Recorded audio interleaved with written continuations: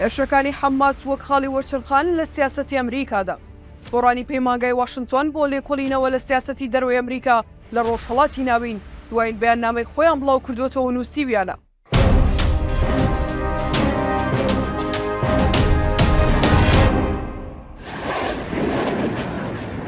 هێرشەکانی حوتی تشرین یەکەمی حەماس دژی ئیسرائیل نوێنەرایەتی خاڵی وەرچڕخانێک دەکەن کە پێویستە تش بخاتە سەر ڕاستیانەی کە زۆر جار چاوپۆشیان لێ دەکرێت سەبارەت بە ڕۆژهەڵاتی ناوین.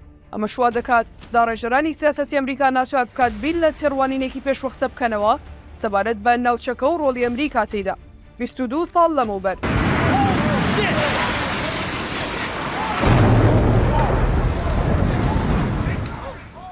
هێرشا وێرانکاریەکەی 11 سپتەمبەری 2001 کاریگەریەکی زۆری لەسەر ڕوانگەی ئەمریکا پێیوەست بە تیرۆریسمی ئیسلامی توندڕەو هەبوو. ئەو ڕۆژە ئەمریکا یەکخست و سیاسەت و استراتیژیەکانی وڵاتی لەمەڕ ڕۆژهەڵاتی ناوەڕاست گۆڕی. هێرشەکەی کۆتایی هەفتەی ڕابردووی حەماس بۆ سەر ئیسرائیل کە زیاتر لە 1200 کوژراوی لێکەوتەوە یان باوەتایەکی تر نزیکەی 13 هێندەی قوربانیەکانی 11 سپتەمبەرە بە بەراورد بە دانیشتوانی ئیسرائیل یەکێکی دیکە لە خاڵە وەرچەرخانەکانی لەو جۆرە. بۆیە گرینگە ئەو کەتوارە لە بەرچاو بگیرێت کە زۆرجار چاوپۆشیان لێ دەکرێت سەبارەت بە خۆرهەڵاتی ناوین و بەرپرسانی ئەمریکا بخاتە بەردەم بژاردەی ئەوەی بیر لە تێڕوانینێکی پێشوەختە بکەنەوە سەبارەت بە ناوچەکە و ڕۆڵ و بەرژەوەندیەکانی ئەمریکا تێیدا. لێرەدا و بیرکردنەوەی تەنها بەهۆی پانتایی و بێری بەربەرێتی هێرشەکانی حەماستی بۆ سەر کۆمەلگا مەدەنیەکان لە باشوور ئیسرائیل.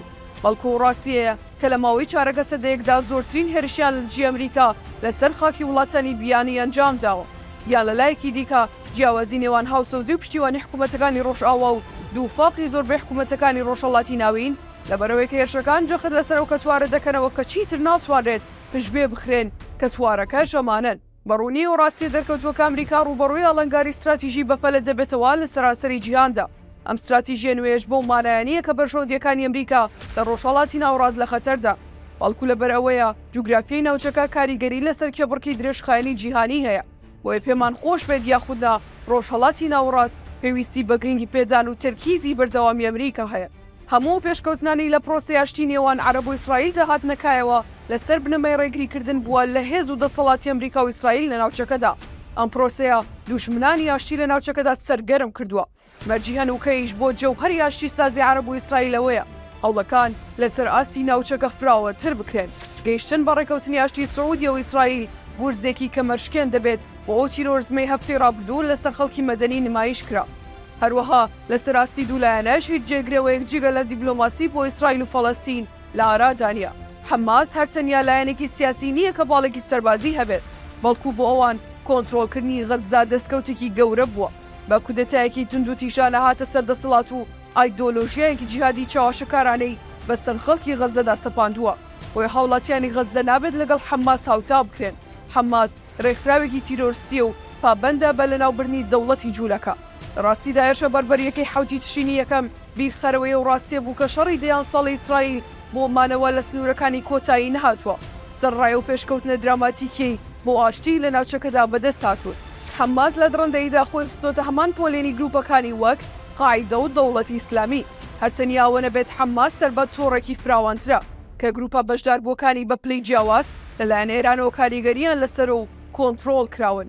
ئەم تۆڕە فراوانە هەریەکە لە حیزبوڵڵای لوبنان، جیهادی ئیسلامی فەڵەستینی و ڕژێمی ئەسەد لە سووریا و حوسیەکانی یەمەن و زۆربەی میلیشیا شیعەکانی عێراق لە خۆ دەگرێت کە هەموویان بە کۆمەڵ هەڕەشەیەکی فرەلایەن بۆ سەر ئەمریکا هۆپێمانەکانی لە ناوچەکەدا دروست دەکەن.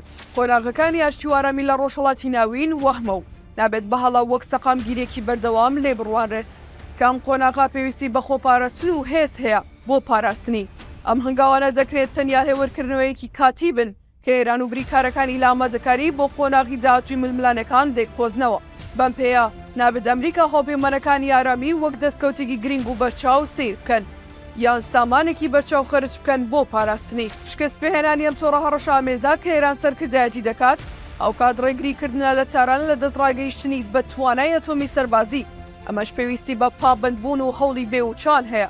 بۆیە ئەمریکا نابێت کەمتر بێت لەو هەوڵەی کە دوودەیە لەمەوبەر باڵمەتی شکست پێهێنانی قاعیدە و دواتر شکستی دەوڵەتی ئیسلامی دراوە. لەم هەوڵەدا هاوکاری لەگەڵ هاوبەشە نەوخۆیەکان زۆر گرینگە، بەڵام شکستی زۆرێک لە هاوپەیمان عەرەبیەکان و هاوکات زۆرێک لە هاوپەیمانێتیەکان لە سەراسەری جیهاندا لە ئیدانەکردنی هێرشەکانی حەماس بۆ سەر خەڵکی مەدەنی و بە بارمچەگرتنیان.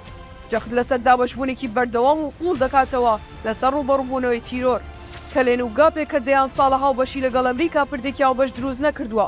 بۆیە قسەکردن لەسەر ئەم بابەتە ڕاستەوخۆ و ڕاشکاوانە لەسەر ئاستی حکوومەت و کۆمەڵگەی مەدەنی ئەولەویەتێکی بەپەلەیە. هاوتابەیەکەوە ئەمە ئەرکێکی ئاڵۆزە هەموو لایەنەکانی دەسەڵاتی نیشتیمانی ئەمریکا وەک دیبلۆماسی، سەربازی، یابووری، ئایدۆلۆژی لە درێژمەودادا دەگرێتەوە. سەرکەوتن بە ئاسانی و بە خێرایی ڕوونادات. پێویستە جیاوازی لەسەر ستراتیژ و تاکتیک و بڕیارە ئۆپەراسیۆنەکان ڕەوا ببینرێت و پێشوازی لێ بکرێت. ئەمەش پێویستە بۆ ئەوەی هەڵەکانی ڕابردوو دووبارە نەبنەوە و لە داهاتوودا هەڵی نوێ نەکرێتەوە.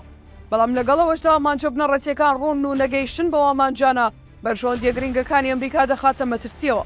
لەوانە ئاسایشی ئیسرائیل، پێشخستنی پێواژۆکانی ئاشتی نێوان عەرەب و ئیسرائیل و لەوانەش فەڵەستین و ئیسرائیل و بەدواداچوون بۆ سەقامگیری ناوچەکە.